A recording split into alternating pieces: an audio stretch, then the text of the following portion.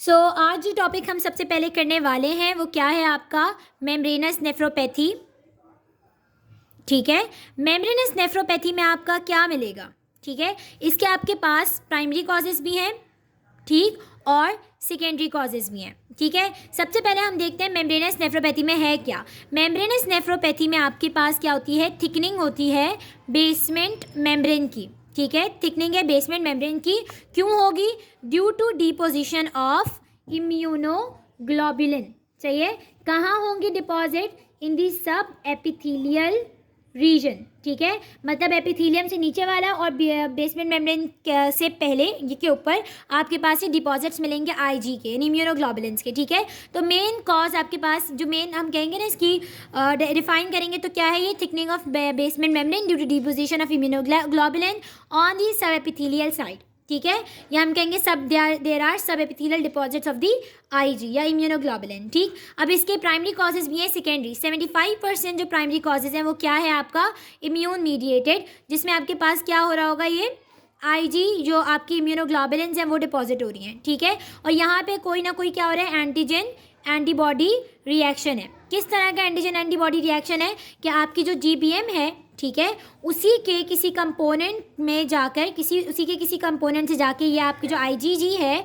ये जाके इसके साथ इंटरैक्ट कर रही है और जीबीएम के ऊपर डिपॉजिट हो रही है। ठीक है, सेकेंडरी कॉजेज़ में आपके पास इसके बहुत सारे कॉजेज़ आते हैं जिनमें हम इनलिस्ट करना शुरू करें तो सबसे पहले आपके पास ड्रग्स हैं। ठीक है, कौन कौन सी ड्रग्स, जैसे कोई एनसेड्स ले रहा हो, ठीक है, रूमाटॉइड आर्थराइटिस के लिए किसी ने गोल्ड लिया हो, सही है, पेनिसिलामाइन ली हो, ठीक, तो ये वाली ड्रग्स क्या कर होती हैं, नेफ्रीडोजेनिक हो सकती हैं, क्या करवा सकती हैं, मेम्ब्रेनस नेफ्रोपैथी करवा सकती हैं।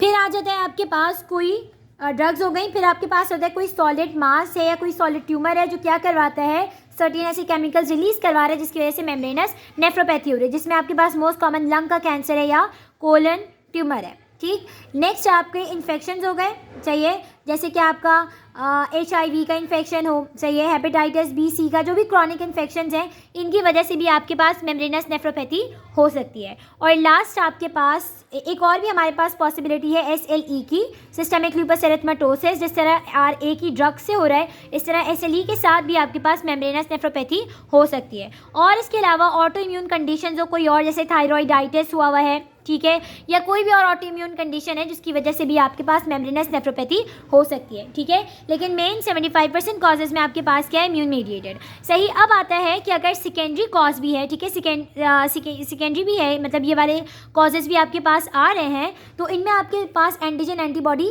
क्या होगी या कौन सा एंटीजन है जिसके अगेंस्ट आपकी एंटीबॉडी बन रही है। ठीक, तो सेकेंडरी के लिए जो हम सबसे पहले एंटीजन देख रहे हैं वो किस टाइप के होंगे, दो टाइप के, एक होंगे आपके एंडोजेनस एंटीजन्स, ठीक, और दूसरे होंगे आपके एक्सोजेनस एंटीजन्स। ठीक, जो ऑटो इम्यून कंडीशंस है ना आपकी, जैसे SLE है, थायरॉइडाइटिस है, वो सब उनमें जो आपके पास एंटीजन को होता है वो कैसा होता है, एंडोजेनस, यानी बॉडी का अपना एंटीजन होता है।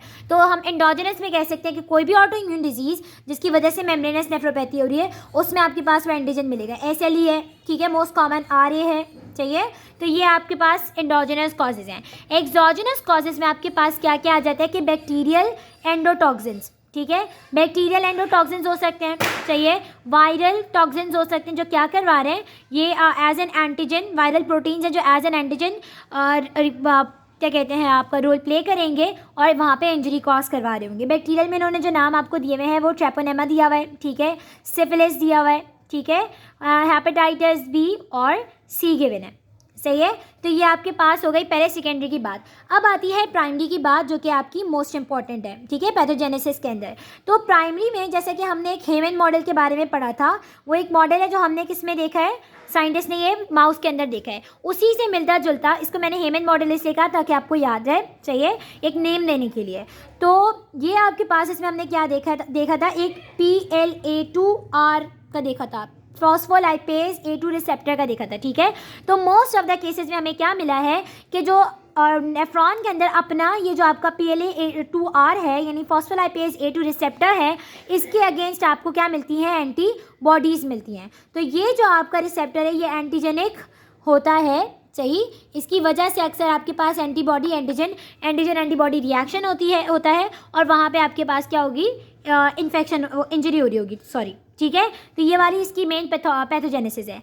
अब इसके अलावा ये तो हो गया कि भाई एंटीजन एंटीबॉडी कॉम्प्लेक्स इस तरीके से बन रहा है। अब बात आती है कि कैपिलरी लीकी क्यों हो जाती है इसके अंदर, ठीक है, सवाल आता है कि कैपिलरी लीकी क्यों होती है, ठीक। ऑल दो यहाँ पर मज़े की बात यह है कि ना तो न्यूट्रोफिल्स आपको मिलेंगे, बहुत कम होंगे, अगर होंगे भी, ना न्यूट्रोफिल्स हैं, ना मोनोसाइट्स हैं, ना ही कोई और WBCs हैं, बल्कि यहाँ जो मेन रोल प्ले कर रहा है वो आपका C5b to C9, ठीक है, कॉम्प्लीमेंट सिस्टम ये एक्ट कर रहा है। और ये क्या बनाता है, मेम्ब्रेन अटैक कॉम्प्लेक्स या मैक, ठीक है। और ये मैक क्या रिलीज़ करवाएगा, प्रोटीएजेस, ठीक है, और आपके पास इलास्टेजेस वगैरह रिलीज़ करवाएगा, जो क्या करता है, आपकी कैपिलरी वॉल को इंजर्ट करता है, ठीक है। और इसकी वजह से आपके पास लीकीनेस होती है, प्रोटीन जहाँ से लीक कर जाते हैं, ठीक है। तो ये इसका एक पूरा पैथोजेनेसिस था कि प्राइमरी जो कॉजेज हैं उसके अंदर आपका एंटीजन क्या होगा, फॉस्फोलाइपेज A2 रिसेप्टर, ठीक है, इसके अगेंस्ट एंटीबॉडी बनेगी। और जो आपके पास कैपिलरी लीकी होती है वो किसकी वजह से होती है, due to the membrane attack complex form by this complement system, ठीक है। अब कॉम्प्लीमेंट सिस्टम को एक्टिवेट करवाने में आपका स्टडीज़ ने फाइंड आउट किया कि IgG, ठीक है, IgG की क्लास जो 4 है उसका रोल इसके अंदर है, वो किस तरह है हमें वो नहीं मालूम, लेकिन इसका इसके अंदर रोल है, ठीक है। आगे बढ़ते हैं हम इसकी मॉर्फोलॉजी के ऊपर, ठीक है, कि इसकी मॉर्फोलॉजी में हमें क्या मिलेगा।